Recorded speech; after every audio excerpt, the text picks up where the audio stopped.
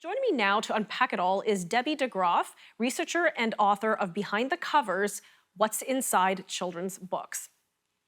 Thank you, Debbie, Deborah, thank you so much for joining me today.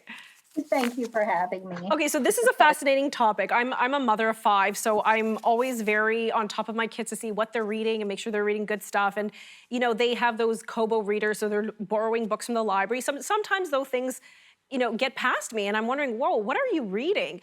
Is this actually a big deal today? Are there really that many more books being published that are of concern? It's a huge deal.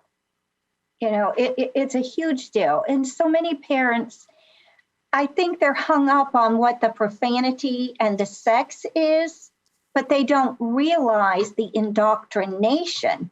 Even if you took out all of the sex and the profanity, what messages are your children getting?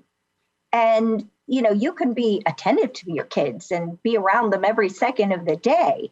And then all of a sudden, you start seeing their worldview has totally shifted from the train up a child in the way he should go, and when he is old, he will depart from it. And you wonder, well, where in the world do they pick up an idea like that? I monitor their friends and their movies and everything like that. And parents assume that those books are safe and neutral, and they really are not. I wish I had a better message for you. I loved reading. I read all my life. Library was my favorite place. And, I don't like having to say this. I really don't. Now, you've written a book, and I've mentioned at the beginning, on this subject matter. But what led you on this path? You're obviously a parent or a grandparent, but how did you stumble into this line of work or of writing? Well, I never, ever wanted to write a book. I just like to teach parents what to look for so that they can guide their own children. You were mentioning before the program aired Dr. Judith Reisman. She was why I wrote this book. If you had a little Jewish lady standing in front of you that's as short as I am saying, Debbie, if you don't write it down, you're going to die with it in your head.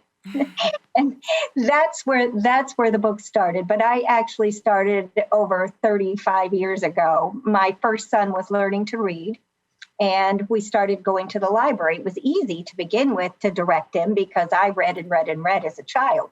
But of course, he was a little boy, and I would start bringing home all of the new books. Right. They were always in a special place. Yes. And I would just bring home an armful of them. And what I want to encourage parents, when the kids are that age and they're just learning to read, most of those books take you 20 minutes to read. You bring home a pile of those books and start making your own libraries. You say, okay, I like this one, I don't like that one, make a note of it. If you have 10 kids, the next 9 are easy.